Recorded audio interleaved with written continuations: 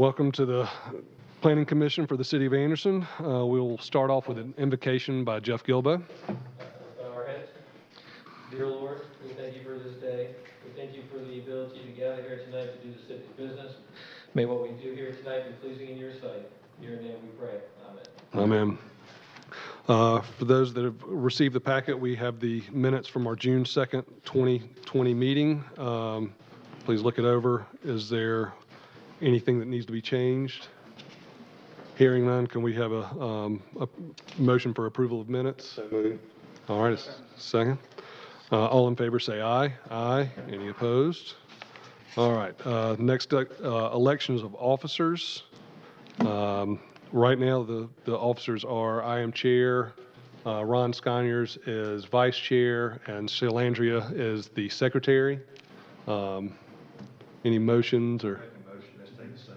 All right. Second. All right, all in favor say aye. Aye. Any opposed? All right. Any addenda to the agenda? No, sir, nothing else to add tonight. All right, so we will move on to ANX 2011.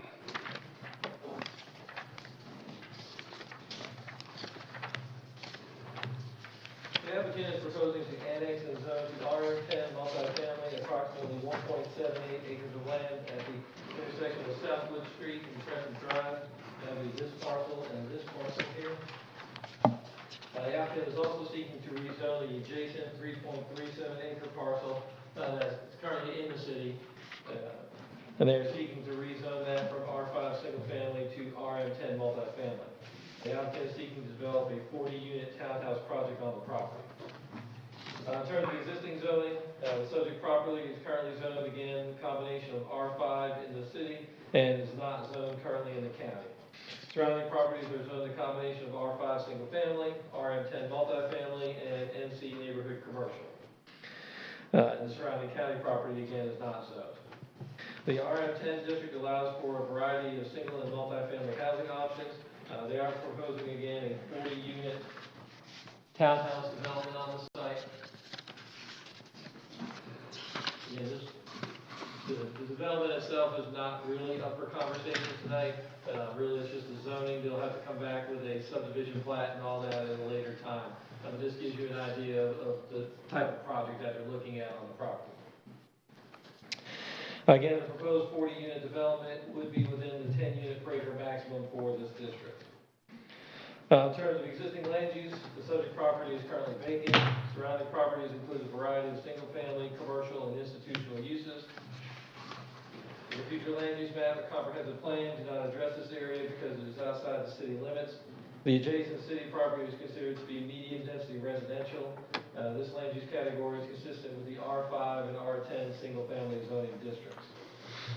In terms of recommendation, the City Council has continued to have annexation and growth as an ongoing priority. The proposed townhome development would add to the mix of housing types, sizes, and styles to increase the housing choices of local residents. Based on this, the Planning Department is recommending approval of the annexation. Happy to answer any questions you have for staff. I do not believe the applicant is present tonight. Okay.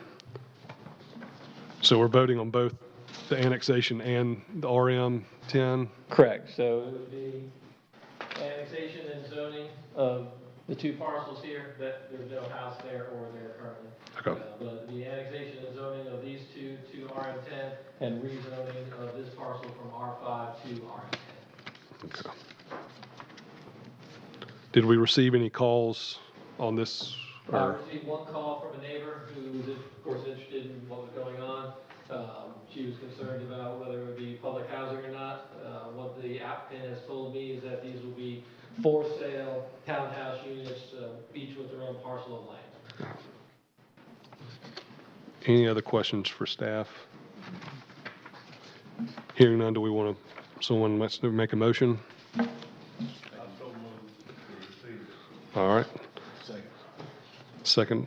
All in favor, say aye. Aye. Any opposed? All right, the ayes have it. Steve. All right. Now on to RZ 1904, 2002, and 2004.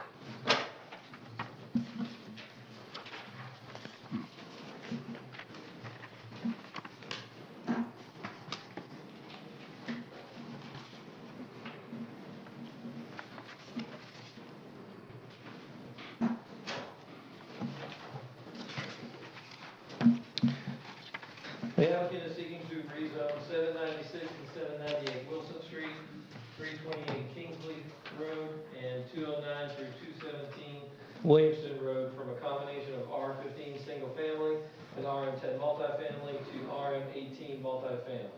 The applicant is seeking to rezone the property to use it as part of the Anderson University campus.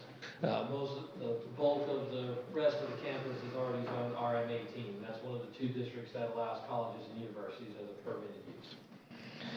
In terms of existing zoning, the property is currently zoned R15 single family, both 328 Kingsley and the Wilson Street properties, and then the Williamson Road property is currently zoned RM10.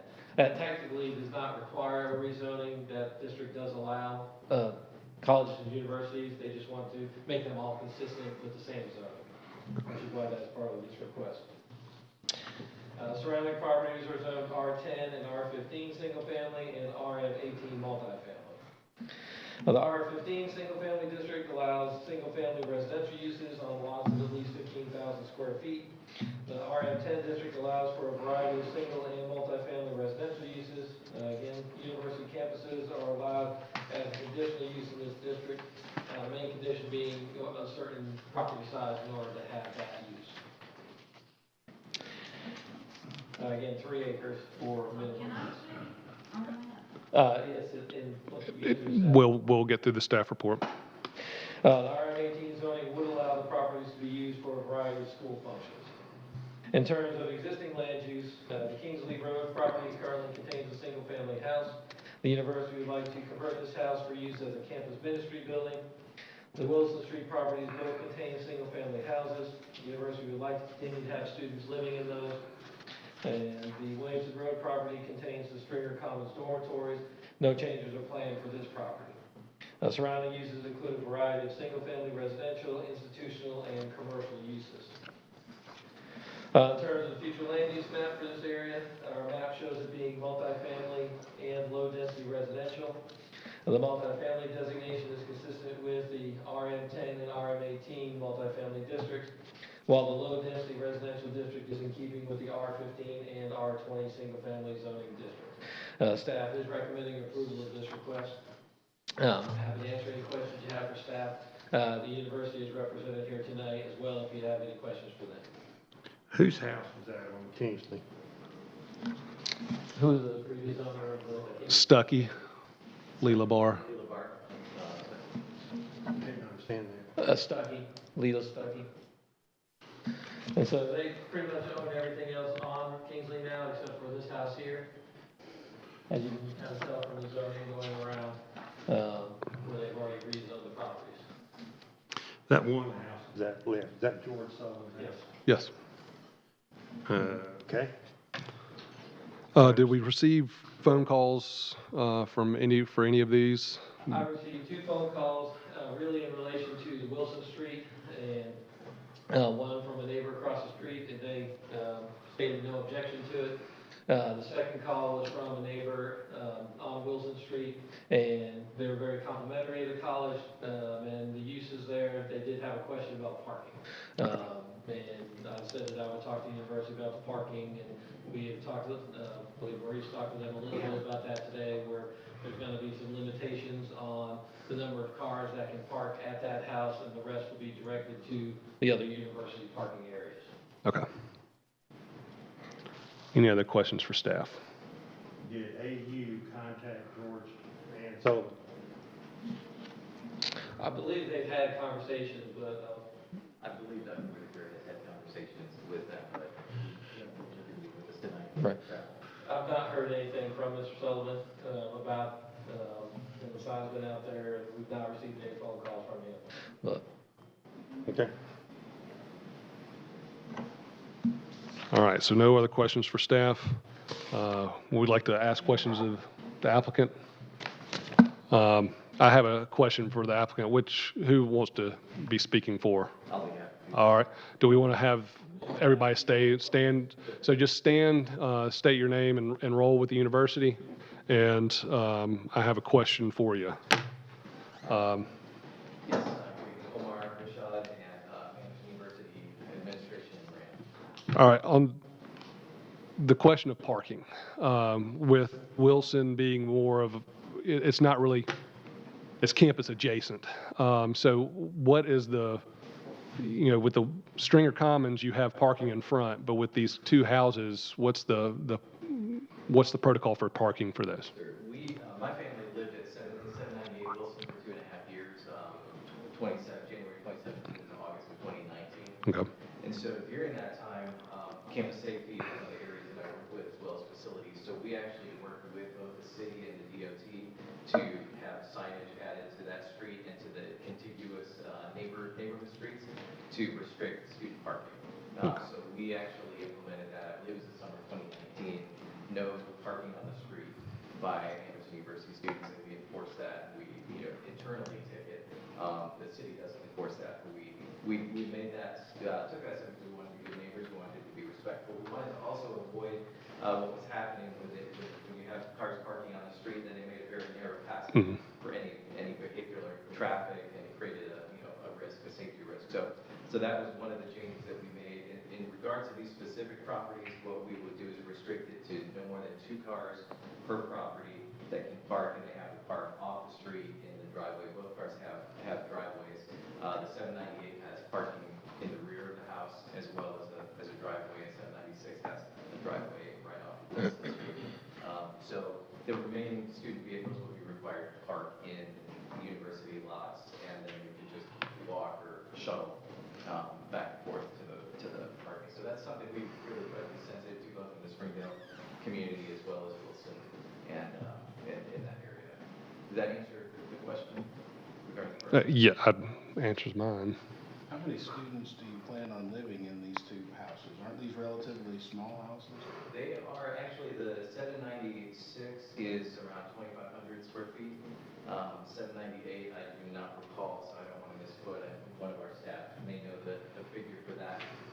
With the current zoning, we're permitted 4 students. What this does is this brings all the properties, as the city staff has recommended, it just creates consistency in the zoning for all of the properties. And most likely it would be female students right now. That's where we need additional housing for female students. I guess my question is, what's the need for the RM18 for such a small piece of property? 2 small pieces of property. It's kind of going to what they said, just the university purpose. Yeah, it's been consistent pockets across the campus, and so this has been a recommendation for the city staff, and it's consistent with most universities. Is university-owned property, converts into the RM18 designation for that state.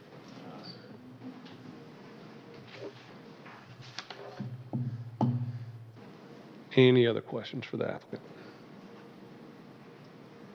All right, thank you, Elmer. Yes, so if we can now, anybody opposed to this one, if you would like to stand, state your name and where you live, and speak, because we don't have a microphone, please try and project as well. I'm Elizabeth Hemelsworth, and I live on 119 Virginia Circle. I've been there since 1963.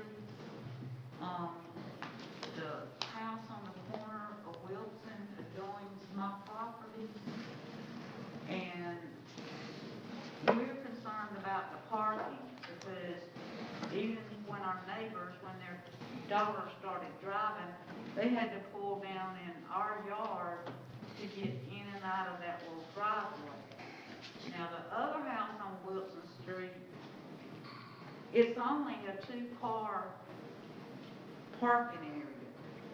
And I don't know how, but didn't want to be the mean one in the neighborhood, but AU has come in and housed students there, and parents has bought a house and then rented it out to real estate, and then a girls' soccer team moved right beside me, and this is dangerous. Virginia Circle is just a little bitty road, and I have called AU and asked them if they could reroute the gators coming up and down that road, because you can't pass one another. And when you back out of our driveway, if they're on the street, I've only got a 3-area parkway, for 119 Virginia Circle. But AU security does not even stop at that four-way stop. So when we're pulling out, we don't have enough time to get out into the road before a gator or somebody's on top of us. And this, changing it to a multifamily from residential, that's gonna decrease the value of my home, I researched about $30,000 or $40,000. And I've been there since 1963.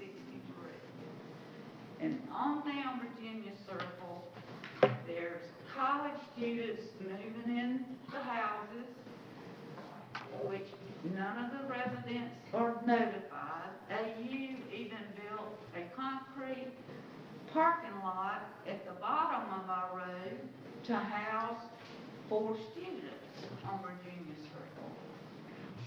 And Virginia Circle is just a tiny road. And it is really, really dangerous. And I appreciate y'all stopping the parking coming up Wilson, because I would come up that road and someone would open the car door and step in front of me, and I would almost hit them. So that was a big relief that you all changed the parking on the side of the road. But with these 2 houses, there is no way that they're gonna have parking for no more than 2 people. But then the value of my home is gonna decrease if you change the zoning. And I know the neighbors across the street and up in the corner house, they're concerned about it and about the parking. Well, Ms. McAllister, did you, with Mr. Rashad, what he said about the parking, with it being limited, since these are university-owned properties, they can limit the parking there. Did you agree with his assessment on eliminating it to 2 cars per property? But yes, I mean, the college students isn't really the problem. It's the traffic going up and down the road from AU. And I would highly recommend AU to put a stop, run this 4-way stop before someone gets killed on a gator, or, I mean, security even runs that stop sign. And I'm there 24/7. And that road is just too dangerous for that much traffic going. I mean, it's just a tiny road. And then on down below me, there's college students. And they're parking on the side of the road down below us, and I have to veer around, and there's a real big curve there that we're running each other off the road. Well, Ms. McAllister, where you're saying these students are living, those are rental houses, those are not owned by the university, is that correct? Yes, and then they rent them out to college students. But it's not university-owned, correct? It's privately owned, and they rent them out to university students. I know a realtor owns a house right beside me, and she rented it out to students. And, they're parking, I mean, it's just one driveway. I mean, you can't double park. And with our neighbors before, they would pull down in our yard and just tear our yard up. And that's the difference between a university-owned property and a privately owned property, is that the privately owned property, you can't go to the university and ask their security to handle that because it's not theirs. And I understand that. I live close to the university as well, and have issues with renters as well, but that's not a university-owned property. What about changing the zoning from residential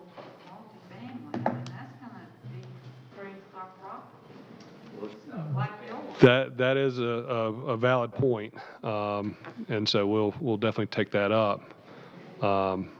But so you feel like what he stated for parking is, Well, even the other house on Wilson, if there's park, they're right there at a stop sign park. You gotta go around and sit in the middle of the road to go through a stop sign because there's cars parked. Which, like I said, I do appreciate them blocking off Wilson Street because that was very, very dangerous. No. They would step out. They would open their car door and step out, and I would swerve away from them, and I really, really do appreciate that. Okay. It is a dangerous area from Wilson Street all the way down to Virginia Circle. okay. Now, I have asked the university to not maybe have the trolleys go down Wilson Street instead of coming down Virginia Circle, because with those big trolleys, you can't get by.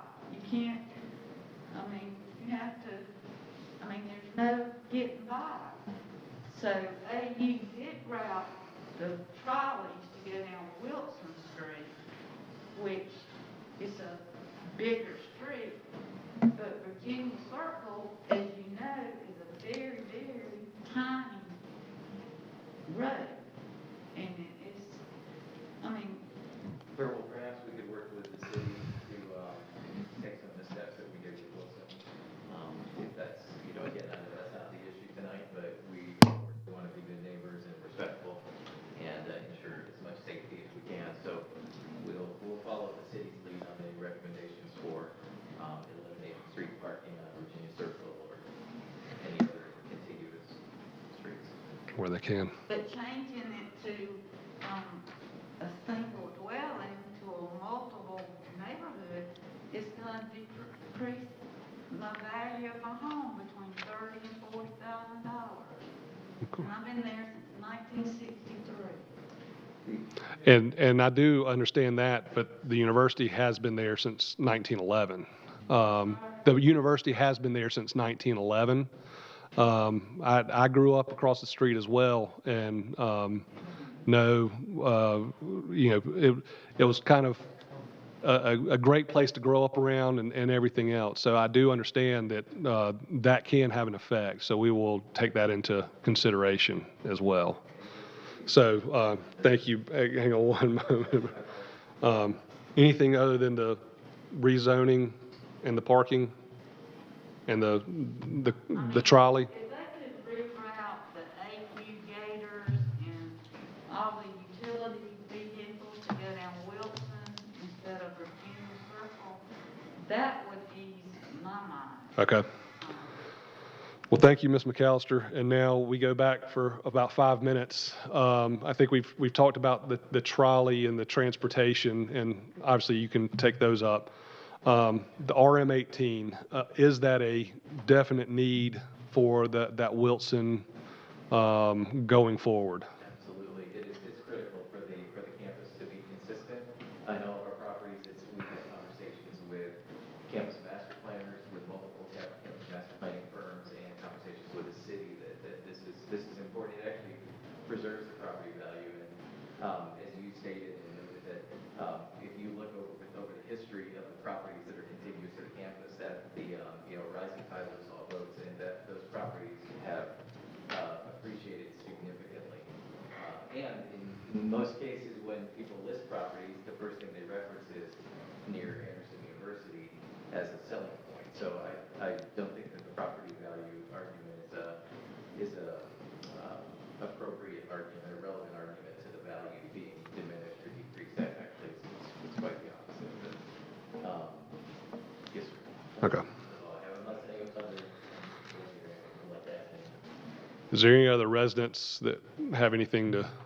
Thank you, Ms. McAllister. Hearing that from the applicant as well as those in opposition, would anyone like to look at making a motion or Hearing none, I would say that we make a motion to approve RZ 1920 and 2004, taking it to the city council for further recommendation. Second. Second. All in favor, say aye. Aye. Any opposed? Aye. All right, was that 4-1? All right. So will this go before the city? It will go before city council next Monday night, so please come back. Here, yes, ma'am. All right. So moving on, we have RZ 2006. If you'll go into that.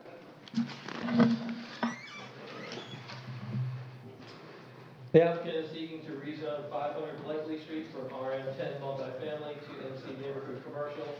The applicant is seeking to rezone the property to use it as a hand detail car wash. The property is currently zoned RM10 multifamily. Surrounding properties are also zoned RM10 multifamily, LI light industrial, and HI heavy industrial. The RM10 district allows for a variety of single and multifamily residential uses. The car wash use is not allowed in that district. Excuse me, Jeff. Can we have any outside conversations to just in the outside? Thank you. The proposed neighborhood commercial district zoning allows a variety of residential, office, and commercial uses. The NC district is the lowest level of commercial zoning that allows the car wash. In terms of existing land use, property currently houses a vacant building. It's a commercial building in nature. I believe it was a hair salon most recently. The property, again, was a non-conforming hair salon previously. The applicant is proposing to improve the structure as part of the change to the car wash business. Surrounding uses include a variety of single-family residential, vacant land, and vacant commercial/industrial buildings. The future land use map for this area shows the area being multifamily. This is again consistent with the RM10 and RM18 multifamily districts. We are recommending approval of the request. All right. The applicant is present tonight, and I'm happy to answer any questions that you have for staff. This is the building that is currently on the site. Okay. And then you can see, kind of across the street, you've got vacant, formerly commercial or warehouse type building. You also, on the opposite corner, over in this direction, you have a large vacant lot that's owned industrial as well. So, this is the commercial building that's on the site. Okay. Did you receive any phone calls about this property? No, sir. Okay. Any other questions for staff? What size is that lot? What size? What size is the lot? Yes. What's the size? 111 acres, isn't it? Right, it's very small. Was there any discussion with entrance or egress from the property or anything like that? Just, if you go back to the picture, it looks like it's a lot of grass and things like that, so. There's two entrances actually to the property, one on Blakely and one on Tribble. Mm-hmm. And so you have an entrance here on the side, Mhm. and then there's an entrance behind the building here as well. Okay. So there's 2 points of ingress to the site. Okay. Thank you. Do we have any questions for the applicant? All right, hearing none, do we want to move forward with a motion on this? Make a motion to approve. All right, Steve, motion to approve. Second from Angie. All in favor, say aye. Aye. Any opposed? Hearing none, motion approved, so it'll be in front of the reading on Monday. First reading again, Monday Yes. night, 6 o'clock in this room. Yes, Yes. yes. All right, so moving along to RZ 2007.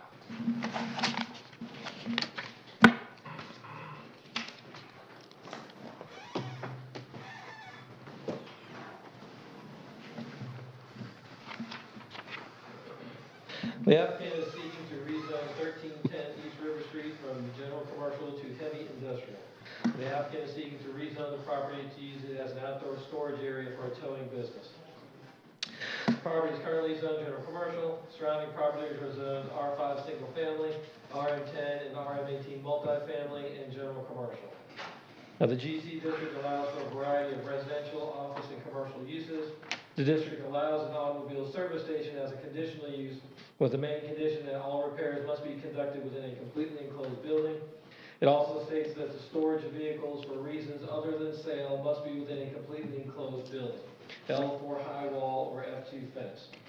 It further states that the outdoor storage of junk, scrapped, unlicensed, uninspected, wrecked, crushed, dismantled, or partially dismantled vehicles is prohibited.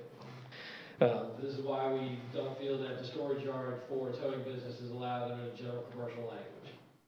Unless, we've told him in the past that the only way that he could store cars in there would be inside the building. The proposed heavy industrial district allows a variety of commercial and industrial uses. This district does allow an auto salvage, wrecking, or junkyard as a conditional use. The use must be completely screened from the right of way. In terms of existing land use, the property currently houses a vacant commercial building and adjacent vacant lot. The applicant would need to submit plans, pull permits, and obtain a certificate of occupancy for the structure prior to occupying it. The building is in poor condition. It doesn't have any plumbing in it. The electrical needs to be upgraded, we believe, and it's got a lot of work to do to the structure and has resisted submitting plans up to this point. So that's something that we're trying to reinforce as well, that would be part of the process if this does go through and be rezoned. Surrounding uses include a variety of single-family residential, multifamily residential, and commercial uses. The future land use map for this area shows it being general commercial. That is consistent with the general commercial zoning district. In terms of recommendation, East River Street is a major corridor into downtown Anderson. It is currently a mixed residential and commercial corridor with no industrial uses or zoning. Staff recommends denial of this request due to its conflict with the land use plan and its incompatibility with existing uses in the area. The applicant is not present tonight, but I'm happy to answer any questions you have for staff. After his old building there on South Murray. One of the moonshine place, Ricky Earl. Where he was previously located? Yeah. His lease was not renewed. We don't have any, I don't have any other information other than that. That the landlord did not renew his lease and you required him to move. Was that one also zone heavy industrial, or what was that? That one was general commercial because it was mainly auto repair at that location. There was a little vehicle storage there, but not what he really intends here. Okay. That was there for 40 years, and some elements were, I guess, were grandfathered in, so at the old location. So with the general commercial, you would have to have that L4 high wall or F2 fence, but with the heavy industrial, all you would have to have is some kind of screened. That'd be right. I mean, typically a site impervious fence around the property is what we request that they do. Okay. At least 6 feet in height. Instead of right away, we tried to get them to screen it from all 4 sides. Again, you have an apartment complex right behind it that is trying to improve. We would not want this to be a negligent factor on that by having this kind of use right in front of it as well. And again, being a major corridor in downtown, as staff, I'm not sure that that's the visual impact that we would like to have as people come in. So Is that property currently fenced, but it does not have the it's not site screened? Fence, so that would Screened right of way. have to do like a wood fence or a vinyl fence or Yeah. something in addition to what's there now. Okay. Any other questions for staff? I make a motion that we fine. Denied? Anyone? I'll second. I think, Herbert, you second? All right. All in favor, say aye. Aye. Any opposed? All right. Moving on to RZ 2008.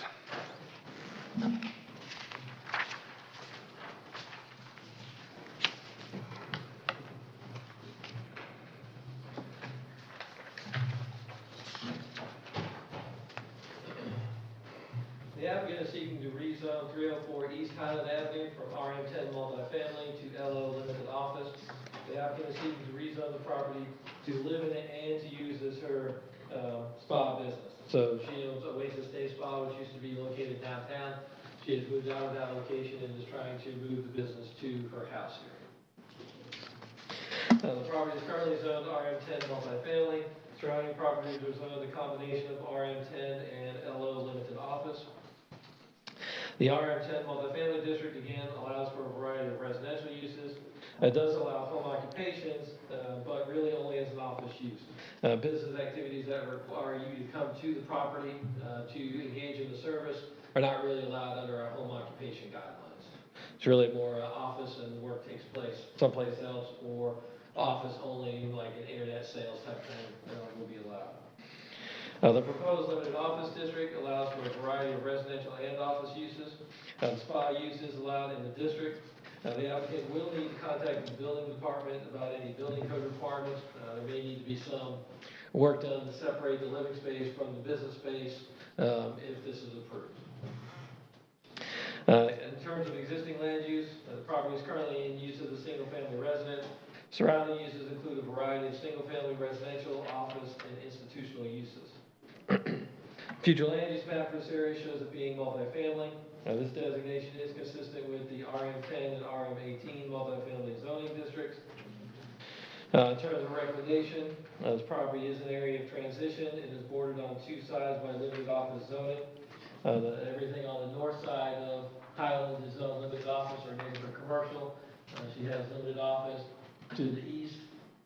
And then you got the church use here. So it is sort of a transitional area. Staff is recommending approval of the request. The applicant is not present tonight. I'm happy to answer any questions you have for staff. Did you receive any phone calls on this one? Did not. So nothing. Okay. Well, is there a reason why the applicant just, I guess doesn't want to pay rent somewhere else, or? I believe the rent that was being charged was increased, a good margin, and she could not bear that cost anymore, and so was looking at this as an alternative. Okay. So even if we do change the zoning, and then she has to go through to the building and codes, Correct.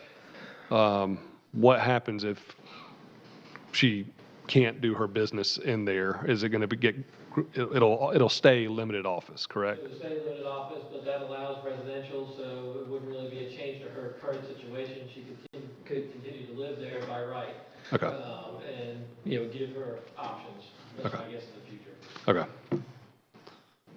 Any other questions for staff? Hearing none, would someone like to make a motion? Motion to approve. Motion to approve. Do we have a second? Second from Herbert.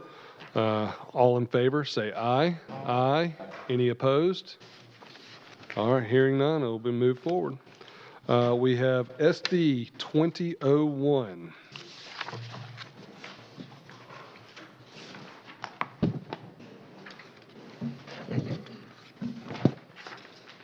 The applicant is requesting approval of a preliminary subdivision plat for a duplex residential subdivision to be called Copperleaf. The subdivision is located at the end of Country Club Lane and contains 54 buildings or 108 residential units on approximately 17.67 acres of land. So you've got Civic Center Boulevard here, MLK down here, and you got Country Club Lane comes in here, and then North Point. So basically, they're building a road from here to access their property and then to the subdivision road. So you come out to here, you have 2 points of ingress and egress at that point. And you have this here package. Mm-hmm. The general commercial district allows residential development according to the RM18 multifamily guidelines. The district has the following guidelines for duplexes. Maximum density of 14 units per acre. There are 7 structures or 14 units. Minimum lot size of 6,000 square feet. Minimum lot width of 65 feet at the building line. Minimum lot depth of 100 feet. Front yard setback of 15 feet, 10 feet for rear yard, and 8 feet for side yard. The proposal that they have in front of us, again, is 54 buildings, 108 units. Now, the minimum lot size is 7,800 square feet, the maximum lot size is 15,892 square feet, and the density comes out at 6.1 units per acre. In order to obtain preliminary plat approval, they must address the number of items on the plat. Approval of the preliminary plat shall be authorization for the developer to proceed under the supervision of the city engineer with the preparation of construction drawings, installation of improvements, and staking of lots. Staff members from our various departments have reviewed the preliminary plat for compliance. In terms of the planning department items, the plat does meet the zoning guidelines for lot area, width, and depth. Again, the smallest lot is 7,800 square feet, and the density is 6.1 units per acre. We are recommending conditional approval of the plat. The plat should be redrawn to include the revisions listed below and resubmitted to the city staff for review. General note about fire hydrants: every residence must be within 500 feet of a fire hydrant. They must provide us with the proposed covenants or restrictions. Will be needed to be submitted at the time of plan reviews submittal. There is an issue that our engineering staff has with the creek in the back that needs to be addressed. So you can see kind of the topography here and the creek line. On the other side, which is actually North Point Commons, I believe it's called, there's a problem with erosion, and there's actually apparently some back steps and porches at the back that are eroding and falling from the house. And so we need some additional information from them in the engineering stage about how they're going to address any possible problems with that on their side of the creek, whether that be retaining walls or some other type of improvement, but we do need that to specifically be addressed as part of their submittal. There's another question about stormwater line easements. You can see here where they have some of the lines, cutting across the backyards. Our engineering department would prefer that come down to beyond the actual property lines instead of cutting through the properties. Again, general issue of providing typical street cross sections and proposed grades. And then they would also need to submit landscaping plans to be included on the final plat. So with those corrections, again, we are recommending conditional approval of the plat and then resubmittal to staff for further approval. The applicant is not here tonight, but I'm happy to answer any questions that you have for staff. So this is only the preliminary subdivision approval. It's not, we're not changing the zoning from general commercial to RM18. Right, because general commercial allows multifamily according to the RM18 guidelines, so there's no need for a zoning change. So. Okay. Does the city prohibit building in a floodplain? They have cut out, this was originally part of a larger piece of property. They have cut the floodplain sections out of this into a separate parcel. And so based on the surveys, this property is not in the floodplain. So. Really? That's.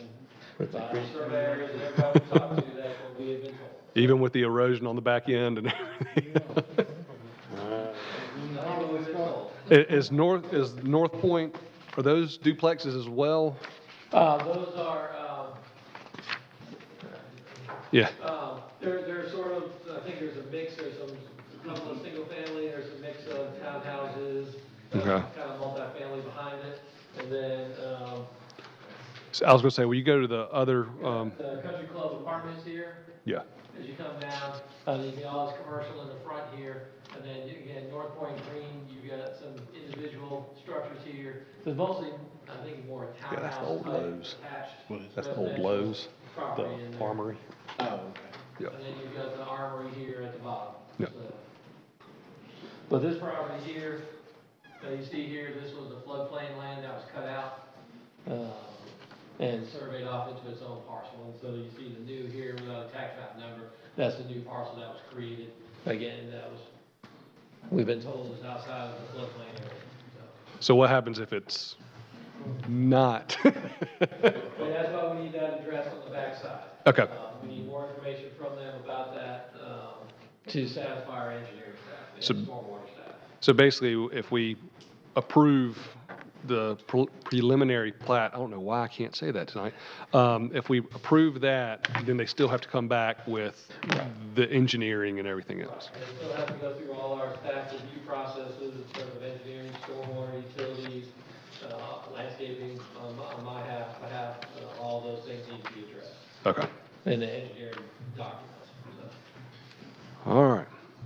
Just so I'm square in my own head, we're not changing any zoning, we're just approving this as conditional Approval on approval the of plat the plat itself. of the. Right, general commercial allows RME, multifamily according to the RM18 guidelines, so there's no requirement that they rezone, because it's allowed All right. as a. Okay. Any other questions for staff? Hearing none, would someone like to make a motion? Motion for approval, conditionally. All right, is that condition within the, what y'all's engineering, that's already in there, correct? Right. Okay. I mean, I've got notes from the different departments, and they're Okay. included in that list, so. All right. So motion to approve with the conditions in a second from Angie. All in favor, say aye. Aye. Any opposed? Hearing none? All right. Dave opposes it? 4-1. Then come back. Exactly. All right. With no addenda to the agenda, we will consider the meeting adjourned. Thank you all for coming.